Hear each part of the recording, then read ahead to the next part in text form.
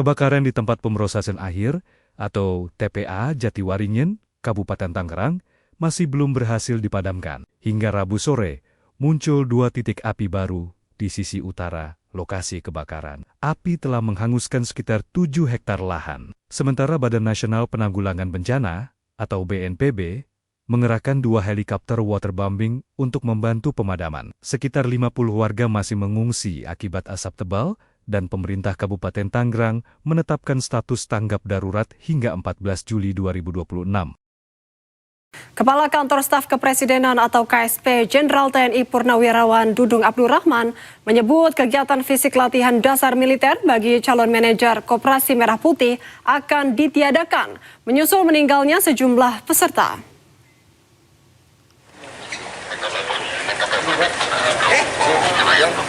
Hal ini disampaikan Dudung saat melayat ke rumah duka Muhammad Rifki Gunawan di Sumedang, Jawa Barat.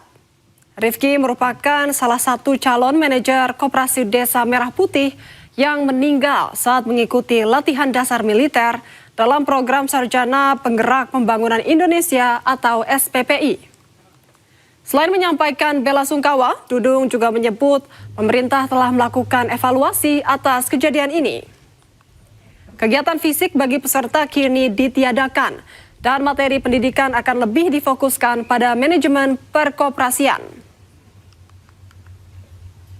Nah, ini sudah mulai dievaluasi, sudah berlangsung, sehingga kegiatan-kegiatan fisik ini sudah ditiadakan, ya dikurangi semaksimal mungkin dan dititik beratkan kepada bagaimana manajemen perkoperasian, karena kan ini calon-calon manajer nantinya, itu yang dititik beratkan dan waktunya saya mendapat informasi diperpendek, sehingga dipotong waktunya yang tadinya 2 bulan menjadi sebulan setengah tahun.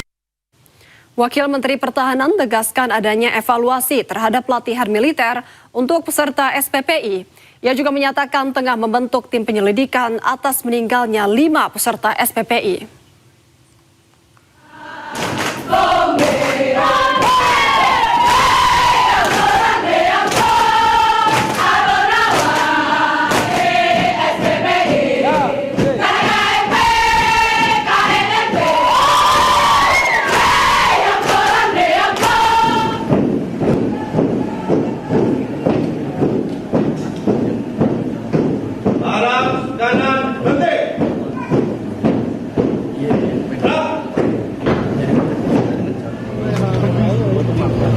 Kementerian Pertahanan melakukan sejumlah evaluasi terhadap lat sarmil dan penanganan medis untuk peserta SPPI.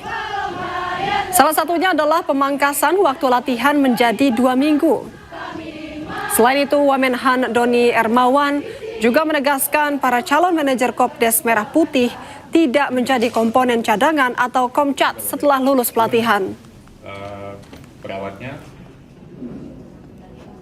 Kita semua menanyakan perihal kejadian di mana ada 5 calon pengurus Koperasi Desa Merah Putih yang wafat.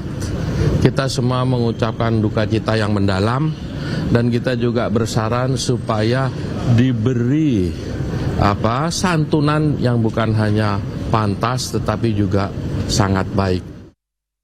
Kami juga sudah menyampaikan kepada anggota Komisi 1 bahwa kami sudah merevisi program ini yang semula mereka juga akan menjadi komponen cadangan. Kami sudah tetapkan bahwa mereka hanya diberikan pembinaan, pendidikan, pelatihan bela negara yang yang sangat berbeda sekali. Perbedaan antara Komcat dan bela negara ini intinya adalah tidak ada lagi pelajaran-pelajaran terkait dengan senjata ataupun taktik-taktik militer. Jadi mereka hanya diberikan pelajaran terkait dengan nasionalisme. Terkait dengan meninggalnya 5 ini, kami juga sudah melaksanakan atau kami sudah membentuk tim investigasi. Ini adalah gabungan antara Kementerian Pertahanan dan Kementerian Kesehatan. Kami sudah bentuk dan kami nanti akan menindaklanjuti untuk melihat atau mencari data-data tambahan kenapa kok bisa hal ini terjadi. Sebelumnya, 5 calon manajer Koperasi Merah Putih meninggal saat mengikuti latihan dasar militer di Balikpapan, Kalimantan Timur, dan juga Batu Raja, Sumatera Selatan. Kementerian Kesehatan menegaskan proses seleksi kesehatan telah dilakukan sesuai standar operasional prosedur.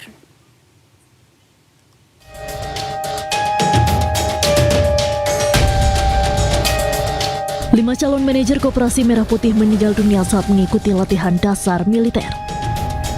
Ketua Tim Kesehatan Program Sarjana Penggerak Pembangunan Indonesia SPPI Dr. Iksan menjelaskan, seluruh peserta telah menjalani pemeriksaan kesehatan menyeluruh sebelum dinyatakan lolos, mulai dari pemeriksaan fisik, laboratorium, ronsen, hingga USG. Ia menyebut kondisi kesehatan seseorang dapat berubah karena faktor fisik maupun lingkungan, sehingga hasil pemeriksaan saat seleksi tidak selalu mencerminkan kondisi peserta. Proses seleksi dari masing-masing peserta sudah sesuai dengan SOP atau pemeriksaan dalam seleksi kesehatan, di mana tadi telah saya sampaikan adalah pemeriksaan fisik, pemeriksaan laboratorium, pemeriksaan ronsen, USG. Jadi mana semuanya bisa menentukan. Memang pada kenyataannya setiap orang itu penyakit sesuai dengan ininya dapat berubah-ubah sesuai dengan kondisi cuaca dan kondisi fisik daripada pesertanya masing-masing. Jadi kondisi kesehatannya itu antara seseorang dengan seseorang itu tidak sama. Bisa saja yang itu sama, tetapi yang satu fisiknya lemah karena setiap orang berbeda-beda. Hingga tanggal 27 Juni 2026 tercatat 5 calon manajer Koperasi Desa Merah Putih meninggal dunia saat mengikuti pelatihan dasar militer program SPPI. Tim Liputan iNews melaporkan. Menteri Migrasi dan Pemasyarakatan RI Agus Adrianto ungkap Presiden Prabowo Subianto berencana beri amnesti kepada sejumlah warga binaan pemasyarakatan berusia di bawah 35 tahun pada Agustus mendatang.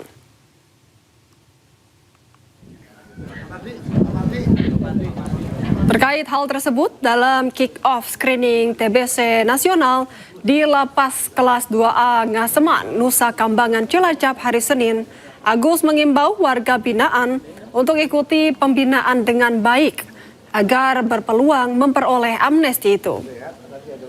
Meski demikian, Agus jelaskan, para warga binaan yang mendapat amnesti tidak langsung dibebaskan, namun diwajibkan mengikuti program komponen cadangan atau Komcat untuk membangun kedisiplinan.